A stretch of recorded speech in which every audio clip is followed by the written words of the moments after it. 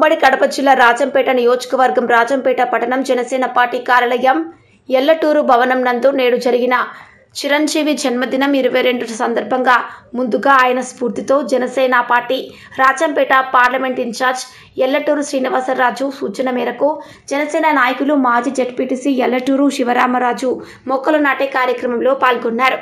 ఈ సందర్భంగా ఆయన మాట్లాడుతూ ఎందరికో స్ఫూర్తి ప్రదాత చిరంజీవి గారి జన్మదినం. అభిమానులందరికీ పండుగ రోజు. చిరంజీవి గారంటే కేవలం ఒక మెగాస్టార్ కాదు, మూర్తి భావించిన స్ఫూర్తి. అబ్దుల్ కలాం గారు చెప్పినట్లుగా పెద్ద కలలు కనడం, ఆ కలలను సాకారం చేసుకునేందుకు కష్టపడటం అనే జీవన వేదానికి చిరంజీవి గారికి ప్రస్థానం నిదర్శనం. కలలు సాకారమై శిఖరాలను అధిరోహించిన తర్వాత గర్వముగా నిరాడంబరంగా ఉండటం, తన మూలమును మర్చిపోని స్పృహతో ఉండటం, అలాంటి జీవన విలువలను ప్రతీక చిరంజీవి గారు. తానే ఒక సందోహం, తన జీవితం ఒక సందేశం అని తెలియజేశారు.